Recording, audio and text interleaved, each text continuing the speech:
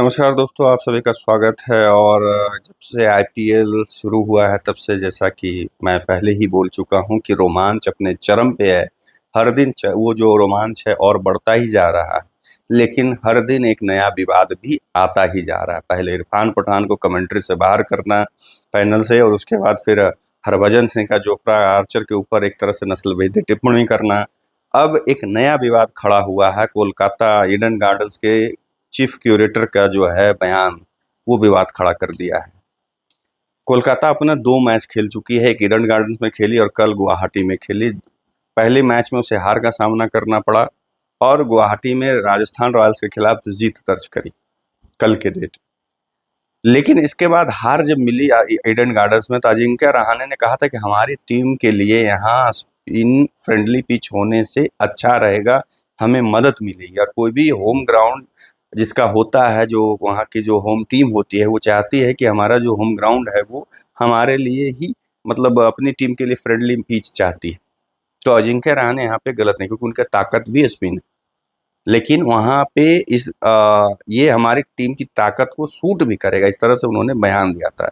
इसके बाद मैदान के पिच क्यूरेटर की तरफ से 2 टुक में बयान आया और साफ तौर पर रहाणे के निवेदन को नकार दिया गया।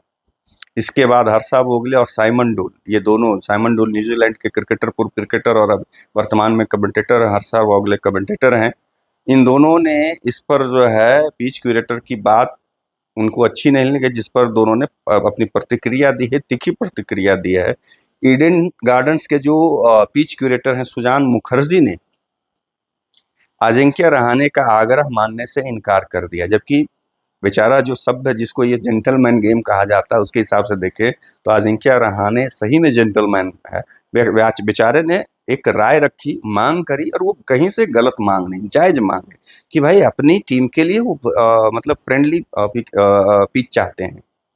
इस पर जो है सुजान मुखर्जी ने आग्रह मानने से इनकार कर दिया और कहा कि यहाँ जब तक मैं इंचार्ज हूँ, पिच में कोई बदलाव नहीं होगा और ना ही किया जाएगा। इस तरह उन्होंने केकेआर के कप्तान को कुछ ऐसा कहा जिसकी आलोचना भी हो रही है, क्योंकि यह बयान जो है साफ साफ, इसमें आप देखिएगा अहंकार का बयान, कि जब तक मैं हूं यहाँ पे पिच में कोई बदलाव नहीं होगा।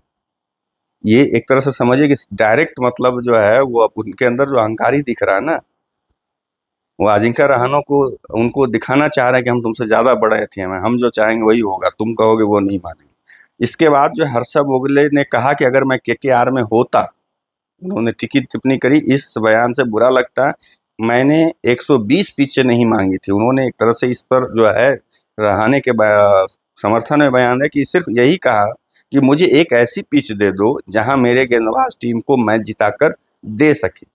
आईपीएल जैसे टूर्नामेंट में होम एडवांटेज मिलना चाहिए, क्योंकि घरेलू मैदान से बाहर जाकर जीतना मुश्किल होता है। और ये सिर्फ आईपीएल की ही बात नहीं, आप अंतर्राष्ट्रीय लेवल की भी बात करें, सभी जगह ये होता है कि होम एडवांटेज तो मिलना चाहिए किसी भी टीम को।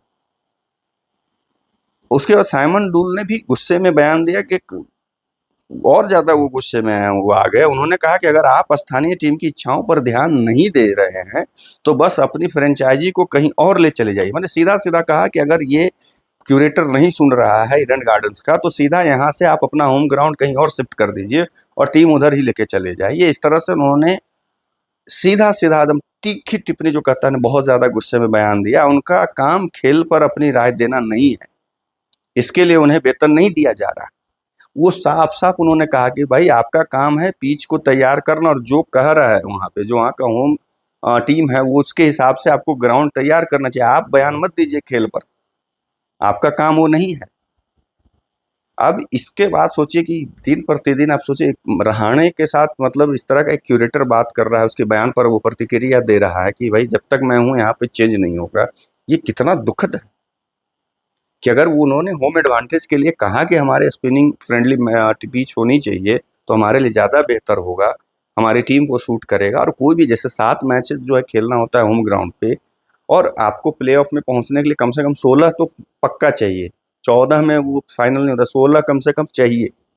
तो 7 अगर जीत जाते हो, बाहर 7 में से कुछ और अगर जीत जाते हैं तो कंफर्म हो जाता है एक तरह से। तो इसके लिए अगर वो डिमांड कर रहे हैं तो इसमें पिच क्यूरेटर के बाप की क्या जा रहा है, जो वो कह रहा है कि हम जब तक हैं तब तक पिच यहाँ जैसे में बदला ही नहीं जाएगा, जो है सो रहेगा। और वो स्टेटमेंट दे रहा है कि खेलने नहीं, मैंने इस तरह का कुछ बयान ऐसा दे दिया कि वो उसके वजह से विवाद पैदा हो गया। इसी पर साइमन डूल ने कहा कि तुम्हें खेल पर बयान देने की जरूरत नहीं, तुम्हारा जो काम है वो तुम काम करो, खेल पर क्या होना है नहीं होना वो खिलाड़ी समझेंगे, तुम्हें नहीं कहना है। तो ये दिन प्रतिदिन हर दिन कोई नया विवाद जो है आईपीएल से भी निकल कर करके सामने आ रहा है। और इस आईपीएल में गजब का ताबड़तोड़ खेल हो रहा है। अभी बहुत कम दिन शुरू अभी हुए हुआ है और इतने ज्यादा 200 के प्लस स्कोर बन चुके हैं, ताबड़तोड़ रन बन चुके हैं कि पूछे ही नहीं। आज भी दो विस्फोटक टीमों के बीच में चल रहा है, हैदराबाद और एलएसजी के बीच में चल रहा है। दोनों तरफ एकदम धुआंधार बल्लेबाज है। तो अभी जहां तक देखें कि 2 विकेट गिरने के बावजूद भी अभिषेक शर्मा और पिछले मैच के हीरो शतकवीर किशन, ईशान किशन, दोनों 2 लगातार गेंदों पे आउट होने के बाद भी अभी हैदराबाद जो है 9.4 गेंदों में 2 विकेट पर 93 रन पर है। मतलब आप सोचिए कि 10 के औसत से अभी भी 3 विकेट, माफ कीजिएगा, 3 विकेट पे है, अभी गिर चुका है। वो भी हेड, ट्रेविस हेड भी आउट हो चुके हैं। अभी क्लासन 10 गेंद पे 13 रन और रेड्डी जो है, नीतीश कुमार रेड्डी 14 गेंदों पे 22 रन बना कर करके खेल रहे हैं। तो अभी 10वां ओवर चल रहा है, 3 विकेट गिर भी चुका है। हेड ने ताबड़तोड़ बल्लेबाजी करी, वो जिसके लिए जाने जाते हैं। लेकिन ये ईशान किशन और अभिषेक शर्मा दोनों इस बार फेल हुए। और जिस गेंदबाज को नहीं चुना गया था, आईपीएल में उनके लिए बोली नहीं लगी थी, वो मतलब किस्मत के कहे उनका कि वो एक चोटिल हो जाने की वजह से, मोहसिन खान के चोटिल हो जाने की वजह से उनकी एंट्री एलएसजी में हुई, यानी कि शार्दुल ठाकुर। और वो पिछले मैच में भी विकेट उन्होंने लिया था। वो अलग बात है कि लास्ट में उतने अनुभवी गेंदबाज को ऋषभ पंत ने गेंदबाजी क्यों नहीं दी। जब देख रहे हैं कि हाँ भाई मैच हाथ से फिसल रहा है, जब 5 विकेट बहुत जल्दी गिर गए थे और लग रहा था कि ताबड़तोड़ उतना ये चल रहा है, तो स्पिनर को गेंद देने से समझ में नहीं आया कि क्यों आखिर दिया गया था और इतने अनुभवी तेज गेंदबाज को क्यों नहीं। जबकि अंतर्राष्ट्रीय मैच में भी कई एक मौकों पर जो है भारत को जिता चुके हैं शार्दुल ठाकुर लास्ट आखिर के ओवर में। इस मैच में भी शार्दुल ठाकुर ने 2 ओवरों में, मतलब पहला नहीं दूसरा ओवर में लगातार 2 विकेट, 2 गेंदों पे 2 विकेट लिए हैं।